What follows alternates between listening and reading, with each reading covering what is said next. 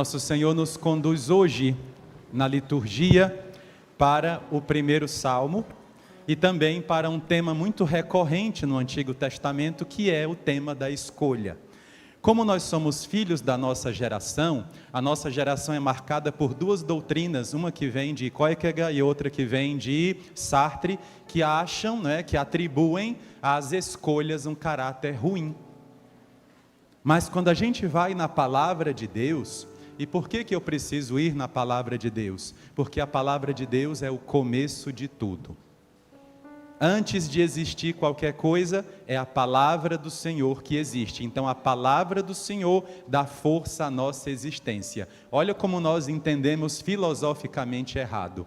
A gente acha, e esse é o pensamento errado de Descartes, a gente acha que primeiro existe para depois a gente ser alguma coisa. Não. Aquilo que eu sou já está no coração de Deus.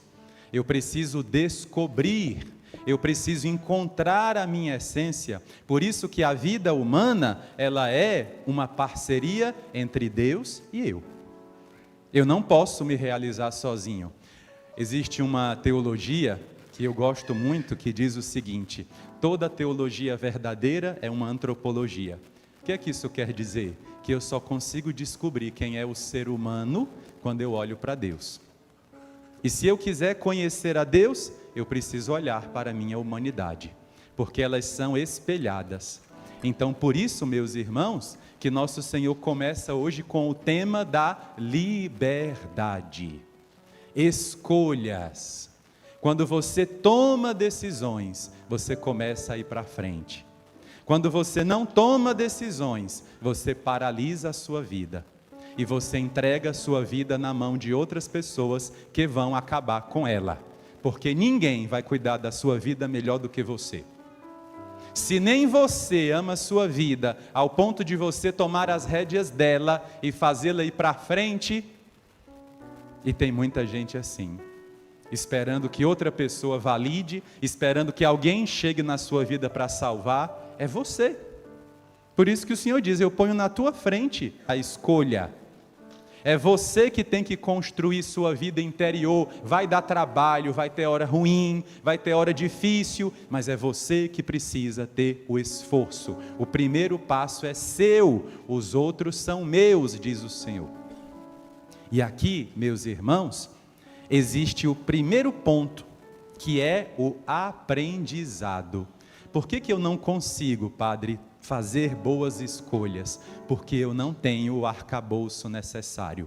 Os judeus dizem que quanto mais idade nós temos, maior fica o tamanho da nossa bagagem. Porque nós vamos trazendo as nossas experiências.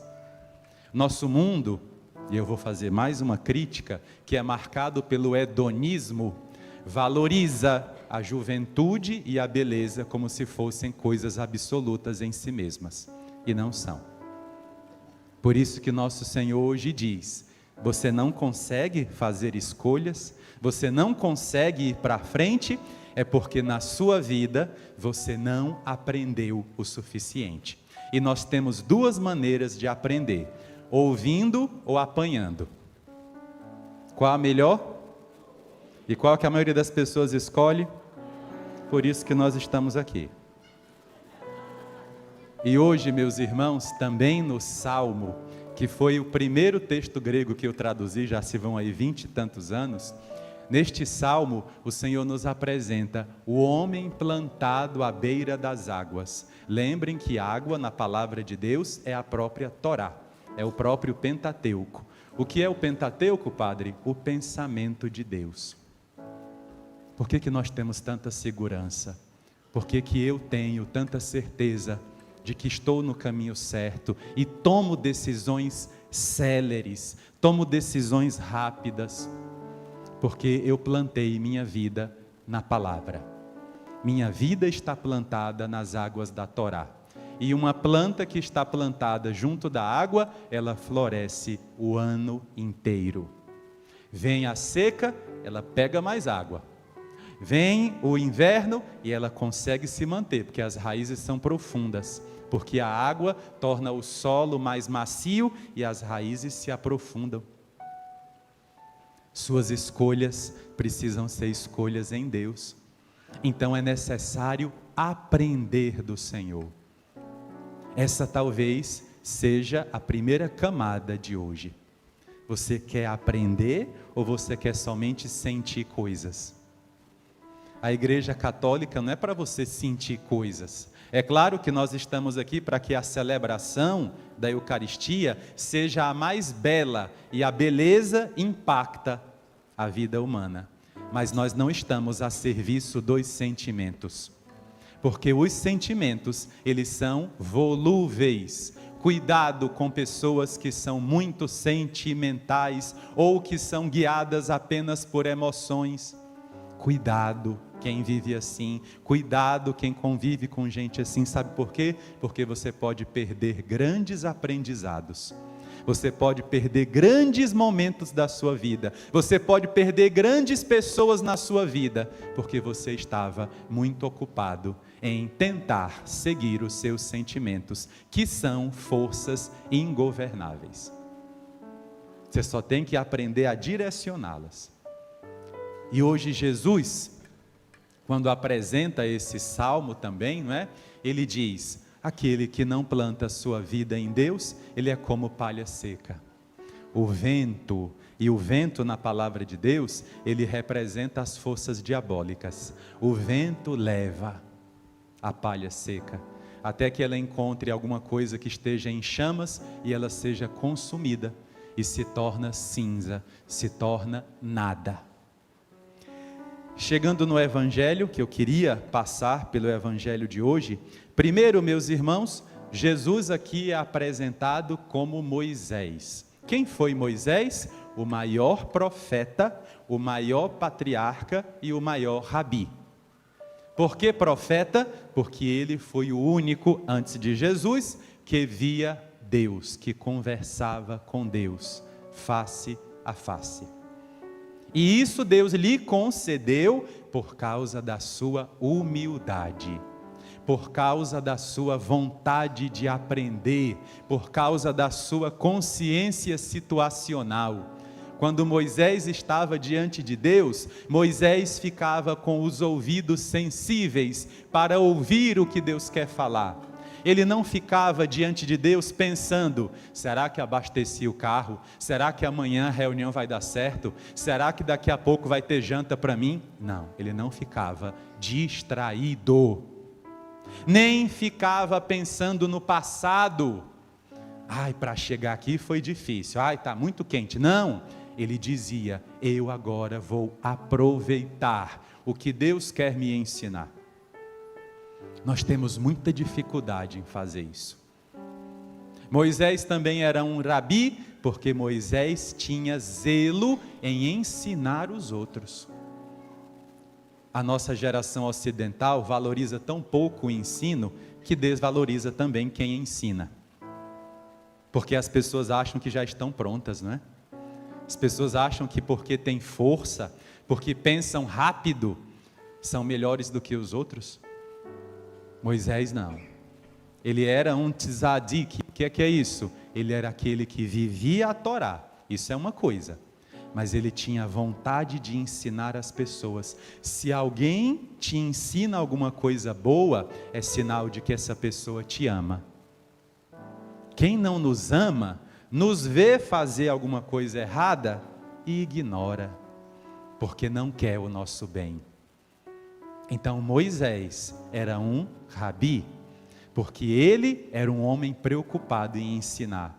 E ele ficou tão preocupado em ensinar, que ele subiu lá no monte, e lá no monte ele ouviu a língua de Deus, ele ouviu a palavra de Deus saída da boca de Deus, e para não esquecer essa palavra, ele pediu que Deus escrevesse com o próprio dedo na pedra as tábuas da lei, as pedras da lei, que depois foram guardadas na Arca da Aliança. Então Moisés é este homem preocupado em ensinar. Por que nossa casa é um lugar santo? Porque nossa casa é um lugar de ensino. que torna minha casa sagrada? A mesma coisa que torna esta casa aqui, que é a paróquia, a igreja matriz sagrada. Oração e ensino. Por que nossa casa é santa, padre? Porque lá tem oração e ensino. Oração e ensino. Faça isso. Padre, meu trabalho está tão agitado, o que é que eu faço? Eu vou encher de cristais. Coitado, vai encher de poeira. Você tem que ter oração e ensino. E nós temos 3 casas que nós habitamos, né? A casa que é a minha própria existência, meu corpo é a minha primeira casa, a casa que é a minha família, onde eu moro, e a casa que é a igreja. É aqui que eu preciso ter oração e ensino. É onde eu moro que precisa ter oração e ensino. E é também aqui na igreja que nós vamos viver oração e ensino. Nosso Senhor, então, é apresentado como Moisés, que também é patriarca, porque ele gerou uma geração. Ele fez uma geração nova vir depois dele. Ele foi o início de algo novo. Isso custa tão caro, meus irmãos. É muito fácil fazer o que todo mundo já faz. É muito fácil andar nas pegadas, entrar nas veredas que já foram abertas. Agora, iniciar uma família, começar um trabalho novo, enfrentar aquilo que ninguém enfrentou, aí é para poucos. Moisés enfrentou isso. E hoje, Jesus Cristo encontra Moisés. O nome disso na teologia é uma forma, é um gênero literário chamado de tipologia. Isso acontece muito até o 4º século da igreja. O evangelista São Lucas, que não conviveu com Jesus, mas conviveu com os discípulos de Jesus, e Jesus, segundo os estudiosos que eu sigo, ele pregou esse tema, ele pregou essa pregação das bem-aventuranças, do chamado de Sermão da Montanha, ele pregou muitas vezes. Não achem que Jesus dizia só uma vez e todo mundo guardava, não. É igual à nossa época, a gente fala um monte de vezes e a gente continua tendo que repetir. Então nosso Senhor repetiu, por isso que tem diferenças entre a narração de Lucas, de Mateus e de Marcos. Mas, como nós sabemos que o Evangelho não é jornalístico, graças a Deus, ele é teológico, graças a Deus, então o Evangelho não está preocupado em entrar nos esquemas ocidentais. O Evangelho está preocupado em comunicar a profundidade do que Jesus fez. E o que Jesus fez? Primeiro ele desce da montanha, assim como Moisés. Moisés subiu a montanha e depois Deus disse, desça. Porque o povo precisa ser ensinado, o povo precisa ser conduzido. Antes eles eram escravos, e eles não sabem pensar sem ser na escravidão. Eu acho isso tão maravilhoso, porque é verdadeiro. Aprender a pensar como filho de Deus. A verdadeira escravidão, meus irmãos, não são cadeias nas nossas mãos. A verdadeira escravidão é você pensar como escravo. É você pensar nas categorias como se você não fosse livre. E o povo de Deus viveu isto. Eles eram escravos há séculos no Egito. Eles não sabiam mais pensar por eles mesmos. Usando uma expressão que eu já usei, eles não sabiam viver tomando as rédeas da própria vida. Deixa eu trazer isso para dentro da sua realidade. Às vezes, nós entramos em escravidões porque nós achamos que é a única maneira que nós temos de viver. Uma pessoa que está encerrada, uma pessoa que está encarcerada em um mau comportamento, em um mau hábito, é porque ela acha que não tem outra maneira de viver. É por isso, meus irmãos, que todos os domingos o Senhor nos ensina a pensar como homens e mulheres livres. Deus quer te ensinar a pensar. Deus quer te dizer que você é livre. Ok, eu já sei agora o que é ser livre. Então, nosso Senhor sobe a montanha e agora Ele desce a montanha para ensinar. Porque o povo saiu do Egito. E agora? Jesus acabou de chamar discípulos, e agora? E agora, nosso Senhor precisa conduzi-los. No Antigo Testamento foi Moisés, agora é Ele mesmo que conduz. Então traga esses conceitos para a sua vida. Você já pensa como alguém livre? Se você ainda tem saudade de gente que te fez mal, é porque você continua escravo. Se você, quando tem um tempo livre, faz uma coisa errada, é porque você pensa como escravo. Se você não consegue sair de um mau hábito que está te matando, é porque você pensa como escravo. Se você, mesmo tendo terminado um mau namoro, um mau noivado, continua pensando na pessoa que te fez mal, é porque você continua escravo. Perdão dizer isso para você, mas às vezes um pai precisa pegar os 2 ombros do filho, sacudir e dizer: para de ser bobo. É hora de você viver aquilo que você nasceu para viver. Então Jesus desceu a montanha, mas tem aqui um primeiro aspecto diferente. Moisés subiu sozinho. Por quê, padre? Porque o povo que ficou embaixo era um povo impuro. Eles não tinham mais religião, eles não tinham mais fé, era um povo impuro. Eles só tinham sofrimento. E clamaram a Deus e Deus ouviu. Jesus diz: não, eu vou subir junto com vocês. Vocês vão subir comigo. E nós falamos durante o ano inteiro, e vamos repetir algumas coisas, que essa subida significa o crescimento da nossa vida interior. É o crescimento da alma.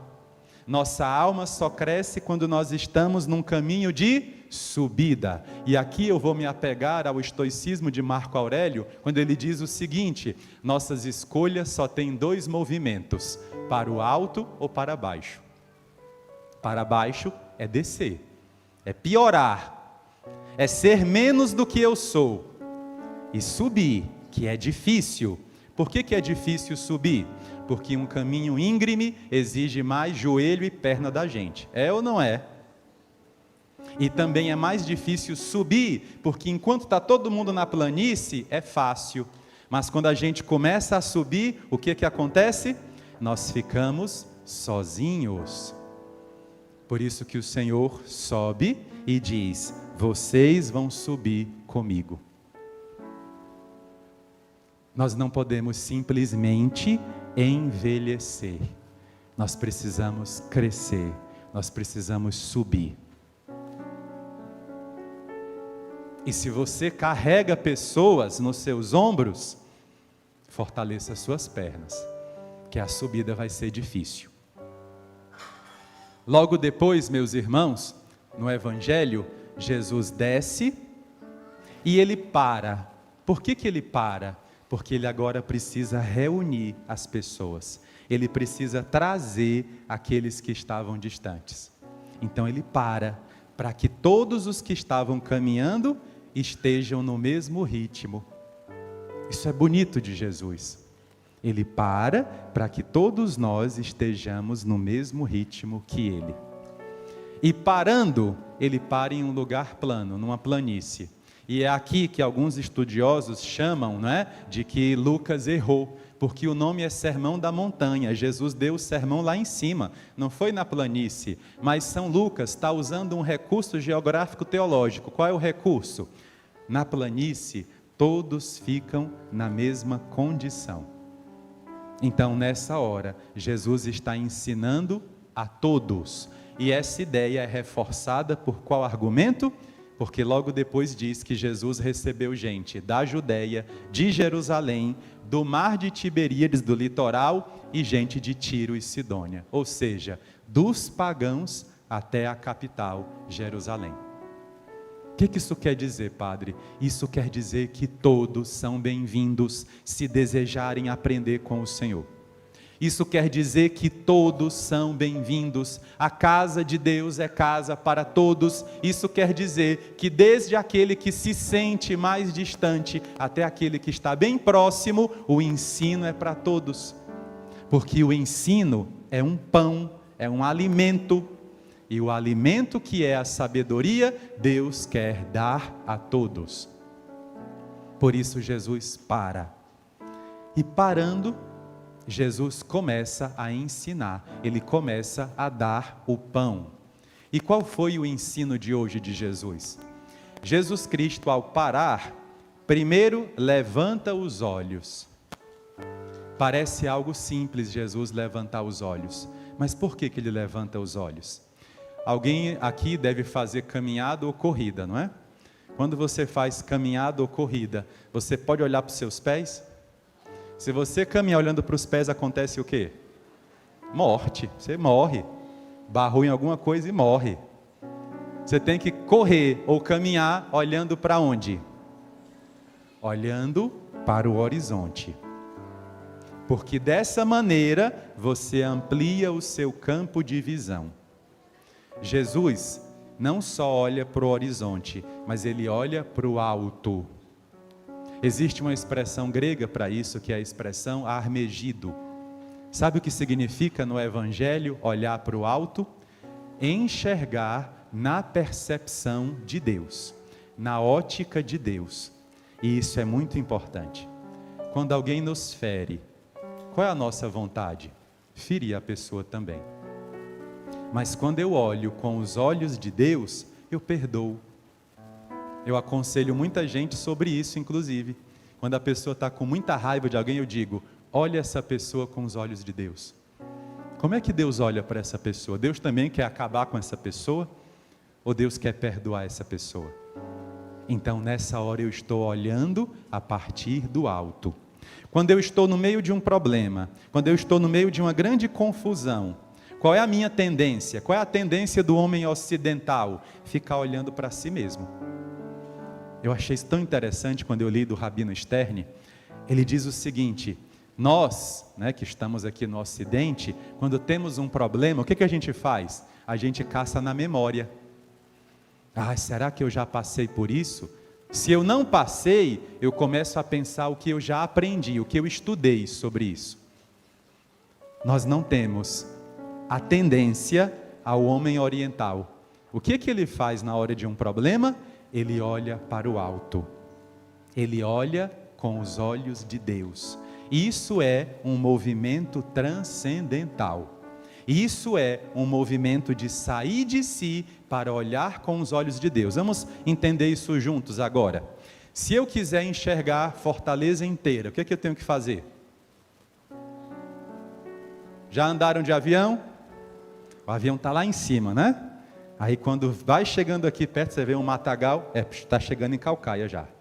Aí não é verdade, aí você vem, aí vem as cidades, aí vem as ruas, e você enxerga tudo, porque você está numa altura que te permite enxergar longe.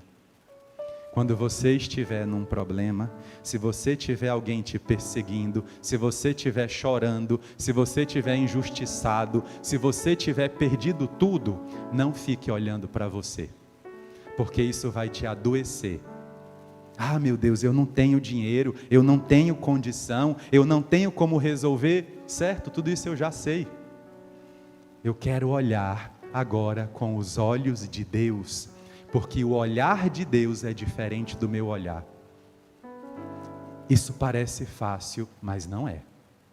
Você olhar o seu casamento pela ótica de Deus, você olhar a situação que você está passando com os olhos de Deus. Quando você fizer isso, você vai enxergar longe. E ninguém mais vai segurar você. Porque você vai ter o olhar de águia. Você vai ter o olhar a partir do alto. Então Jesus levantou os olhos. Eu te convido hoje a fazer a mesma coisa. Eu não sei qual é o seu problema, mas eu sei que a vida de todo ser humano tem problemas. Porque eles fazem parte desta vida. E os nossos problemas estão sempre em 3 níveis. Ou a nossa própria carne, ou os nossos adversários, ou o demônio. Estamos sempre lutando com essas 3 coisas. Sempre. Quando termina uma luta, começa outra. Padre, para que isso? Para que eu tenha um olhar do alto. Olhe com os olhos de Deus. Alguém te fez mal? Alguém te traiu? Você pede, Deus, eu quero olhar para essa pessoa como o Senhor enxerga. E aí meu coração se enche de compaixão. Eu estou no meio de uma situação ruim, Padre, perdi tudo, estou preso num problema, estou lutando, me esperneando. O que eu faço?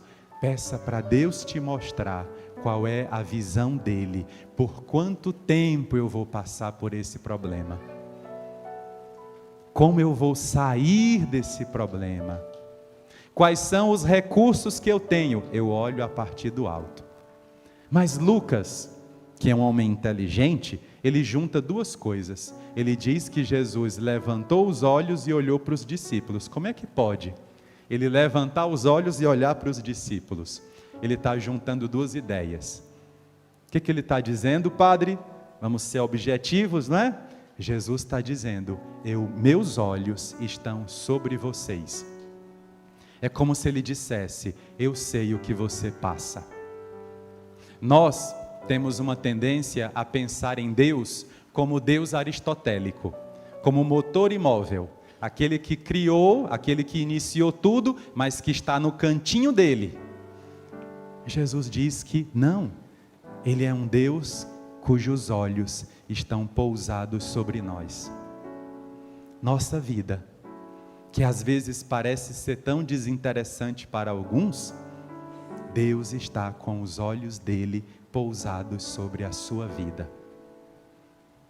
Padre, minha vida, Deus está olhando? Sim. E o que significa olhar? É Ele dizendo para nós que nos acompanha de perto. Ele vê o mal e Ele vê o bem que nós fizemos. Ele está com os olhos perto de nós. Então Jesus hoje realmente está conduzindo a sua igreja e inicia dizendo, eu vou olhar para vocês, mas não com os olhos do mundo, porque para o mundo, aquele que chora é fraco, para o mundo, aquele que tem fome é porque perdeu alguma coisa, para o mundo, aquele que é perseguido é porque merece ser perseguido, para o mundo, aquele que é dependente é porque é carente demais. Mas Jesus, não, Ele nos olha com os olhos de Deus. Até as coisas que nós achamos bobas na nossa vida, os olhos dele estão pousados sobre você, sobre mim. Seu problema não é invisível para Deus. Seu problema não é translúcido para Deus. Ele vê, Deus me vê. E não é para ter medo não. Ele não está com olhos de julgamento. Ele te vê para te ajudar. Logo em seguida, Jesus vai dizer 5 coisas. E ele usa uma palavrinha antes, que é uma palavrinha muito mal traduzida. Para nós, em português, chegou a palavra bem-aventurados. Mas no original, Jesus pensou uma expressão que é do Antigo Testamento. Quando nasce um dos filhos do patriarca Jacó, um desses filhos com a sua esposa chamada Zilpa, que ele teve mais de uma esposa, quando nasce esse filho encantou tanto Jacó, era um filho tão amado, que os outros 10 filhos que ele teve, ele disse assim, você vai passar à frente, você vai ser como o meu primogênito. E ele deu um nome para esse filho, que é o nome Asher, A-S-H-E-R. E esse nome, Asher, significa aquele que é afortunado, aquele que passou à frente dos outros. Nesse sentido, não é? Ele é tão amado que ele é querido mais que os outros. Da boca de Jesus saiu essa palavra, Ashirei, que está no plural do hebraico. E Ashirei significa, passam à frente, são afortunados, são abençoados. Estão marchando, estão indo adiante, avante. Todas essas explicações correspondem a essa palavra Ashirei. E quando Jesus diz Ashirei, ele diz também algumas coisas. Ashirei vós os pobres. E aqui pobreza não significa não ter coisas. O pobre aqui é o correspondente da palavra anauim, que significa pequenino, dependente. Quando você tem uma criança pequena, se você não vestir essa criança, ela fica sem roupa. Se você não der comida, ela fica sem comer. Se você não der água, ela fica sem beber. Então a criança é totalmente dependente. A palavra anauim significa isso, aquele que é dependente.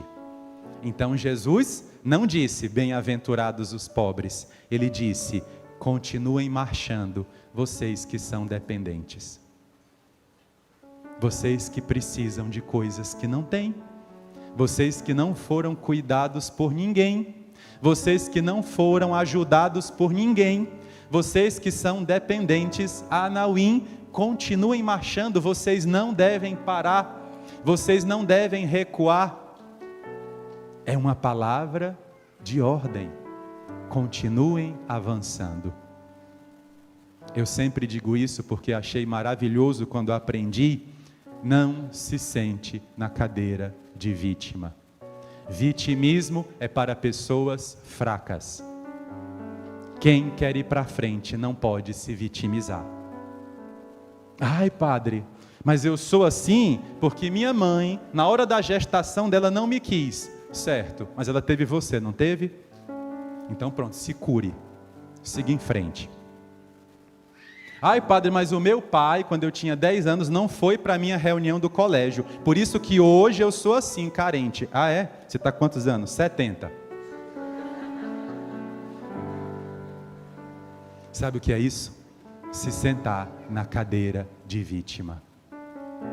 Ninguém vai tirar você dessa cadeira. É você mesmo que tem que se levantar. Essa, inclusive, é uma das críticas que eu faço a toda a filosofia contemporânea, porque é uma filosofia vitimista. Está sempre em busca de um culpado e nunca é a pessoa. Sempre o culpado é alguém fora, é a circunstância, é a sociedade, é não sei quem, é a igreja, não sei o que mais. Avante. Você não tem quem cuide de você? Você não tem quem te dê roupa, você não tem quem te dê água, não tem quem te dê comida? Avante. Ponha-se em marcha. Não fique esperando aquilo que não vem. Coragem, achirei. Guardem essa palavra. Depois o Senhor diz, porque vosso é o reino de Deus. Qual o tempo verbal que está aqui? O verbo ser conjugado como é. Qual é?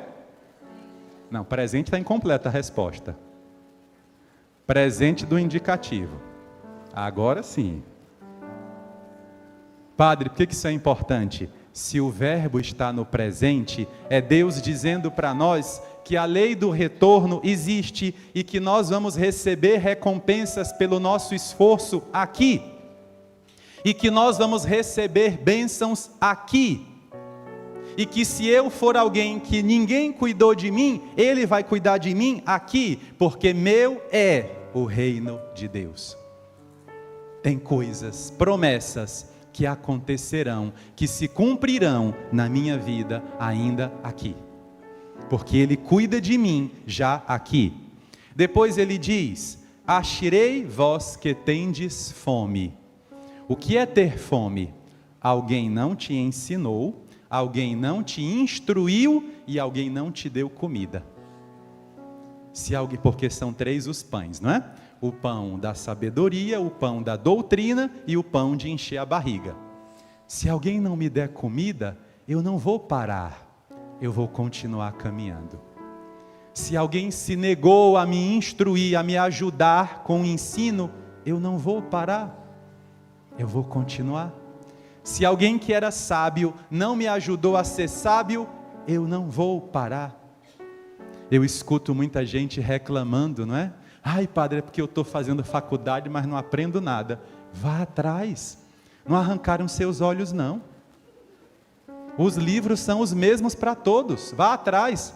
Nós que somos velhos aqui, a gente quando ia pesquisar uma coisa, tinha que ir numa biblioteca, trazer 12 livros para casa e olhar onde é que estava. Ainda podia ser que nem encontrasse. Lembram da enciclopédia Barça? Pois é. É da nossa época, viu? Não venham com essa conversa, não. Não se vitimize. Não te deram instrução? Não, eu vou atrás. Ninguém me ensinou a ser pároco, a ser padre. Eu tive que ir atrás. E eu não fiquei chorando. Ai, ninguém me disse. Não. Sabe por que eu não fiquei esperando? Porque eu vejo todo mundo correndo atrás da própria vida. Então eu não vou parar ninguém. Não veio, achirei. Continuo caminhando. Eu vou atrás. Terceira coisa que o Senhor ensina: bem-aventurados os que choram.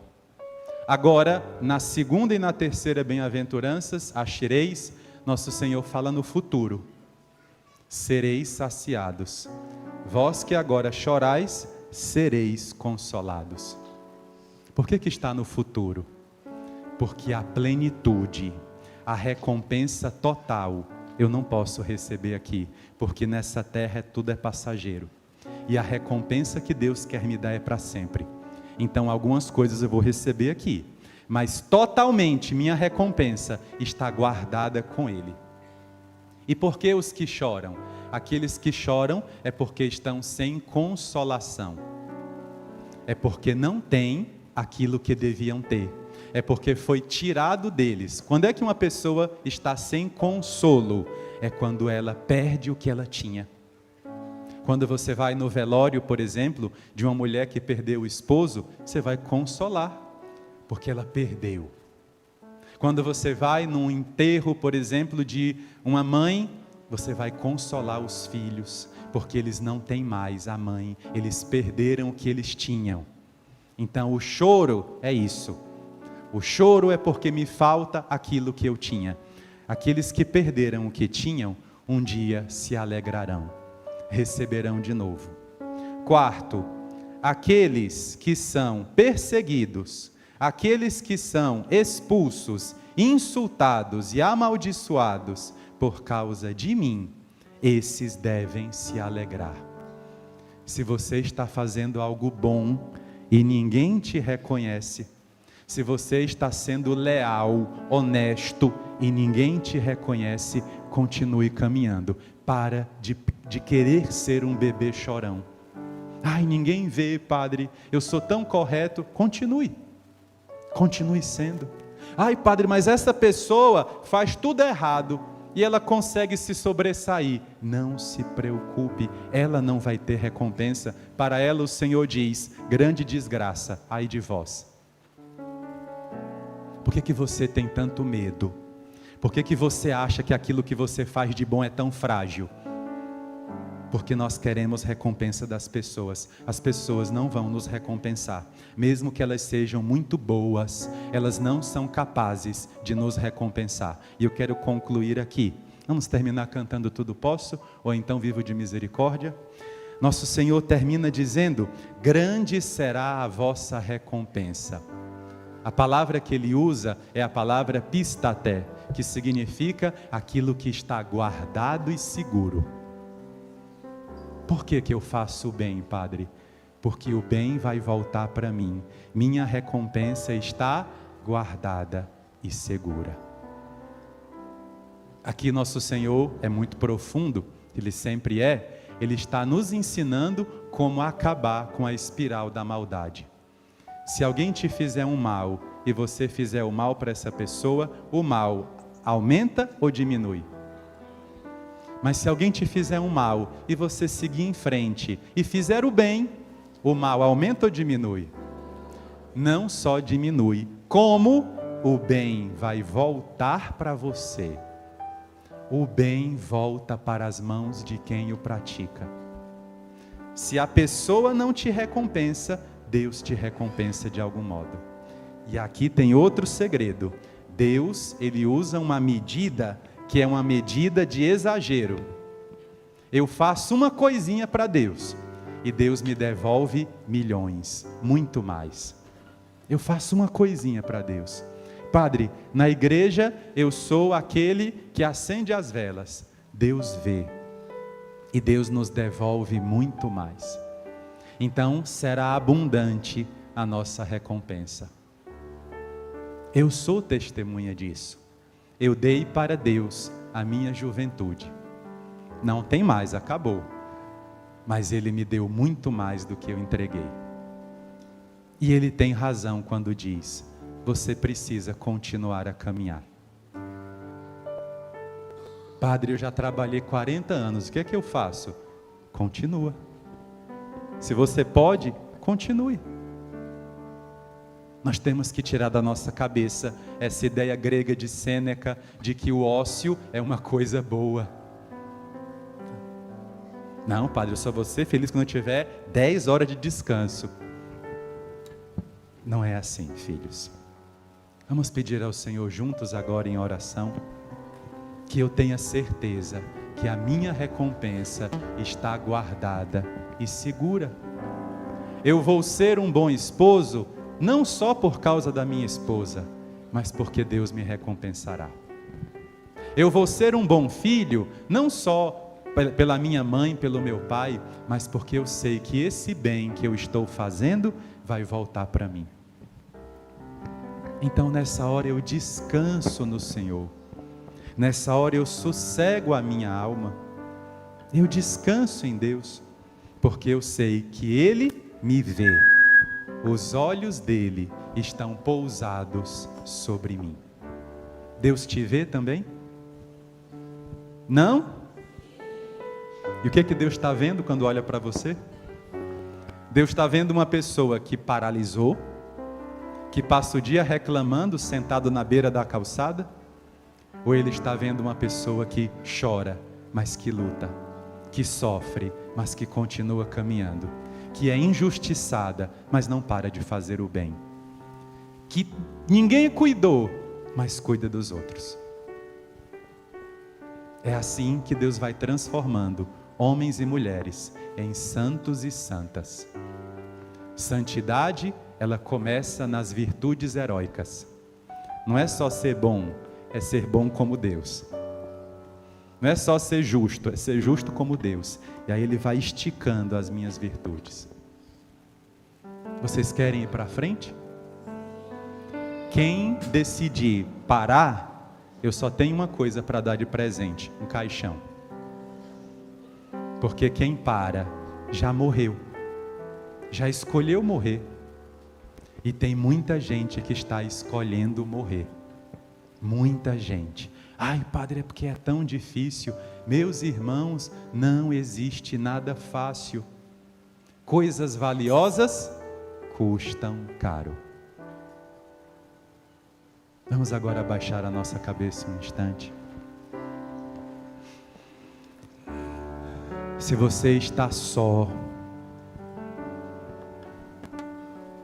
é porque você está subindo a montanha com Jesus?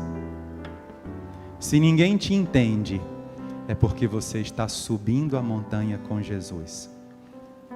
Se você acha, se você sente, se você percebe que fez muito por alguém e mesmo assim está sozinho, é porque você está subindo a montanha com Jesus. E nosso Senhor pergunta para nós hoje: você que é dependente, você que não foi cuidado por ninguém, você quer parar ou você quer continuar? Eu quero que você continue, mas a decisão é sua. Lembrem, meus irmãos, que nossas grandes conquistas custaram muito para nós. Quantos de nós aqui tivemos que ir para a aula a pé, tivemos que passar horas e horas de fome porque não tínhamos o dinheiro do lanche? Quantos de nós aqui tivemos que usar sapatos rasgados, caderno usado, tivemos que ir para a feira do livro para comprar livro usado porque os novos eram caros? Quantos de nós aqui tivemos que usar as roupas dos nossos irmãos porque nossa família não tinha? Tudo para nós custou muito, mas nós não vamos parar, mesmo com o sapato rasgado. Quantas vezes você fez tudo, tudo, e você foi deixado de lado, como um saco de lixo. Isso diz mais sobre quem te abandonou do que sobre você. Se te jogaram no lixo, saia do lixo e continue sua caminhada. Pare de viver preso na rejeição. Pare de viver preso na expectativa de que alguém vai caminhar contigo, de que alguém vai te salvar, vai te ajudar. É você mesmo. Mas isso precisa de uma grande força sua, que é a força da decisão.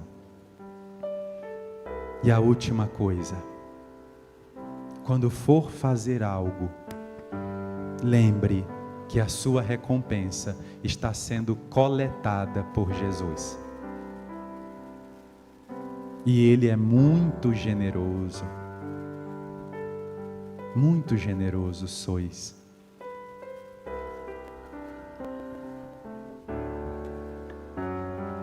Posso, tudo posso, naquele que me fortalece. Nada e ninguém no mundo vai me fazer desistir. Tudo quero. Sem medo entregar meus projetos, Sem medo entregar meus projetos, deixar-me guiar nos caminhos que Deus desejou pra mim, e ali está. Vou perseguir tudo aquilo que Deus já escolheu pra mim. Vou persistir e mesmo nas marcas daquela dor, do que ficou, vou me lembrar. Eu vou realizar o sonho mais lindo que Deus sonhou. Em meu lugar está à espera de um novo que vai chegar. Vou persistir, continuar a esperar e crer, e mesmo quando a visão se turva e o coração ele só chora, mas na alma a certeza da vitória. Lembre agora de todas aquelas árvores que secam no verão, que ficam sem folhas, sem flores, sem frutos, sem nada. Parecem carvões, parecem árvores mortas, mas elas insistem em viver. E na primeira chuva, elas renascem. Jesus, para dizer essas palavras de hoje, olhou para as pessoas que estavam ali diante dele e disse: eu vejo que vocês choram, eu vejo que vocês são injustiçados, eu vejo que vocês são dependentes, eu vejo que vocês são famintos. E eu estou dizendo como seu Deus: não para de lutar. Às vezes, você é a única pessoa que insiste. Às vezes, você é a pessoa que mantém a árvore viva. Se você desistir, talvez tudo desmorone. Ele está dizendo para você e para mim: Ashrei. Quando as lágrimas correm no seu rosto, Você é um afortunado, abençoado. Você está marchando, indo para frente. Quando você sente o gosto amargo da traição, da injustiça, você é um afortunado. Quando você perdeu tudo, porque tudo foi tirado de você, e você não tem mais nada. Quando você se vê como um Anauim, você tem tudo, filho. Você está marchando.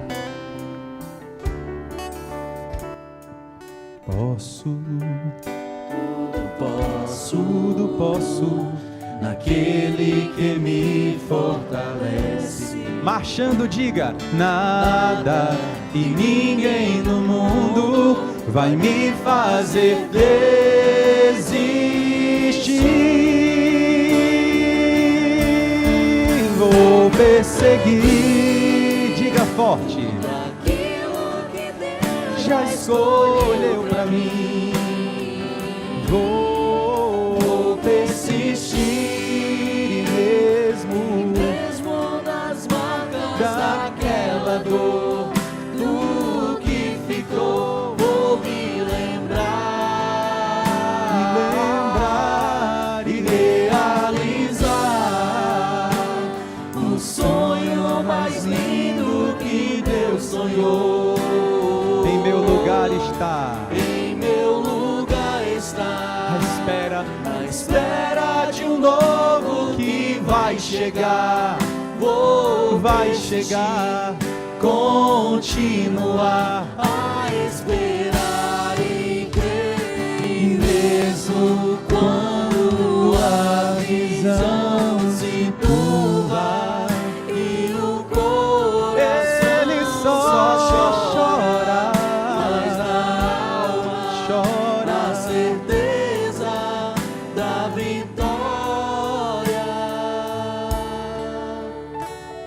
Jesus hoje pede para você: não desista de você.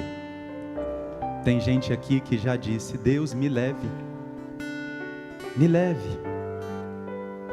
Tem gente aqui que já disse: eu não tenho mais por que viver.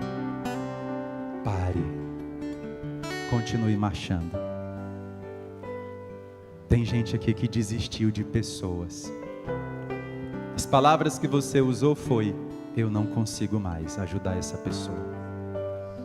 Eu não consigo mais. Eu estou morrendo junto com ela.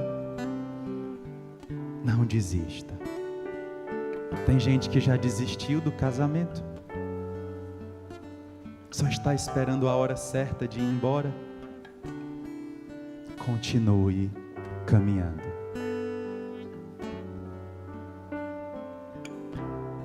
Mesmo chorando, mesmo faminto, mesmo injustiçado, mesmo caluniado, mesmo dependente de tudo em Deus.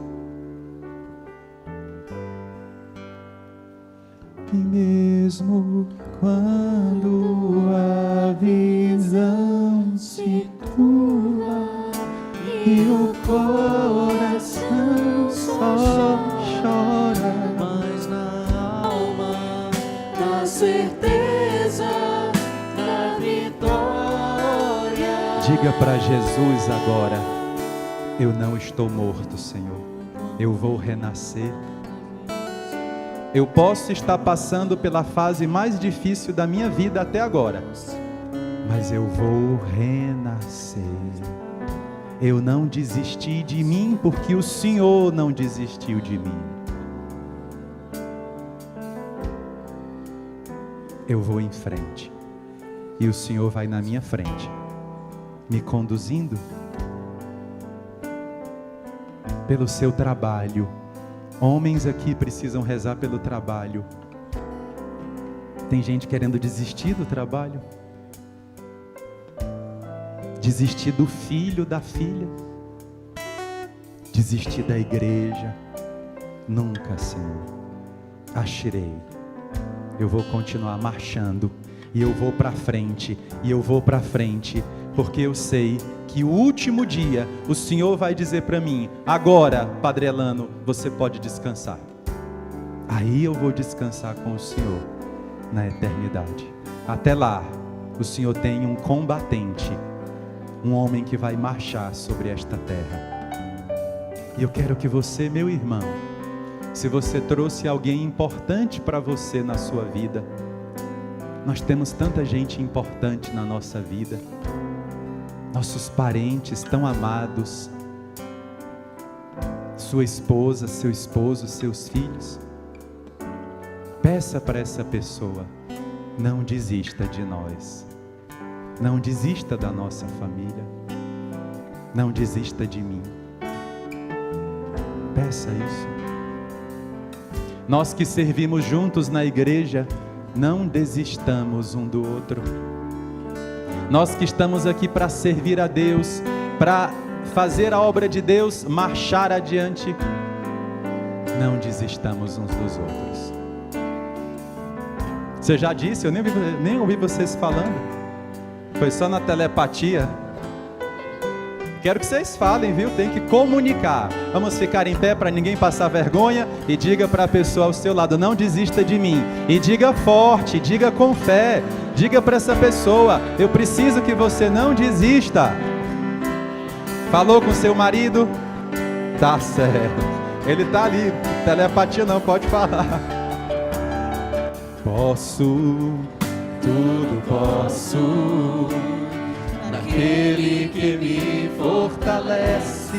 Ergue a voz e diz: nada e ninguém no mundo vai me fazer desistir. E vou seguir tudo aquilo que Deus já escolheu pra mim. Vou persistir e mesmo nas marcas daquela dor, do que ficou, vou me lembrar e realizar o sonho mais lindo que Deus sonhou. Em meu lugar está, em meu lugar estar à espera de um novo que vai chegar, continuar a esperar e crer, e mesmo quando a visão se turva e o coração parece que eu não vejo, mas na alma a certeza da vitória.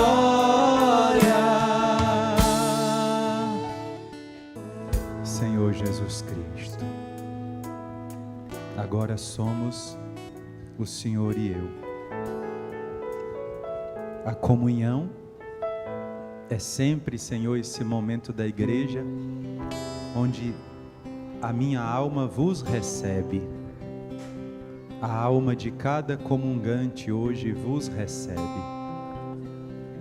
E quando o Senhor vem, a primeira coisa que o Senhor diz é: todas as bênçãos estejam convosco, a paz esteja convosco. Hoje, Senhor Jesus, todos nós estamos sentados nessa planície, te ouvindo, Senhor Deus, porque nós queremos ir para frente, não queremos ficar atados, amarrados, presos. Queremos ouvir a vossa voz que diz: Ashirei. É preciso avançar, é preciso ir em frente. Às vezes, Senhor, nossa vontade é de parar, mas o Senhor não para. O Senhor é aquele que vai até as profundezas da nossa alma e nos resgata, Senhor Deus. Todos os que comungaram sejamos agora saciados. Sejamos agora cuidados por Jesus. Sejamos agora consolados por Jesus. Essas bem-aventuranças falam sobre o agir de Deus na nossa vida. Nosso Deus é um Deus que cuida, é um Deus pastor. Nosso Deus é um Deus que alimenta, das suas mãos saem alimento, das suas mãos saem bênçãos. Nosso Deus é um Deus que consola, e nosso Deus é um Deus que recompensa e alegra o coração. Festejemos na sua casa, porque Ele está no meio de nós, e a Ele cantemos juntos.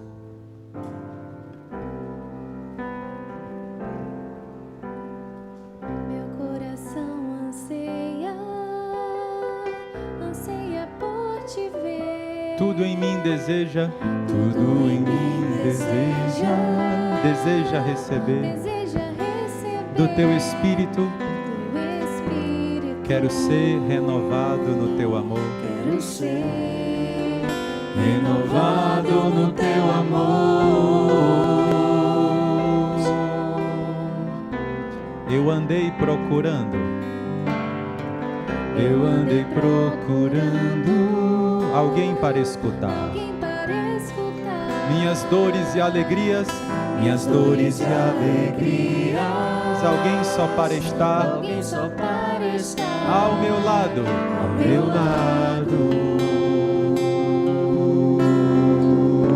e comigo caminhar.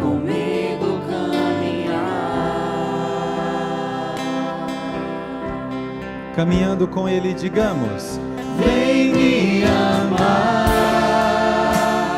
pode entrar, o meu coração é teu, meu coração. Vem me amar, pode entrar, o meu coração é teu. Quero ouvir Tua voz, abrir meu coração. É teu este momento. Quero ouvir Tua voz, quero ouvir Tua voz, abrir meu coração. É teu este momento.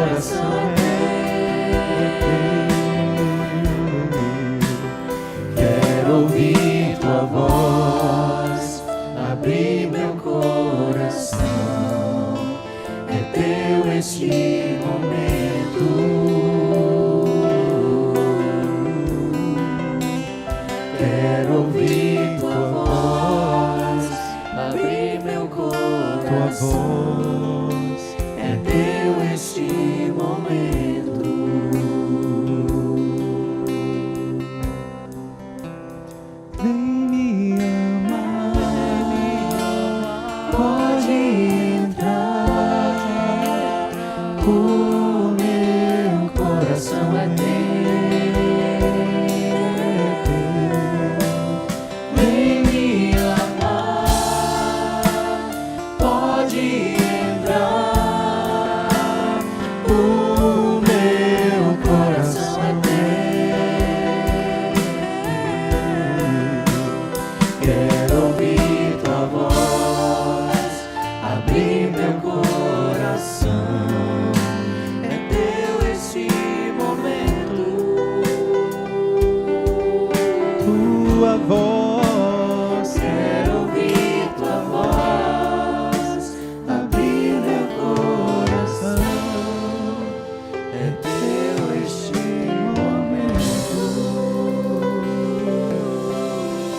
Oremos, irmãos.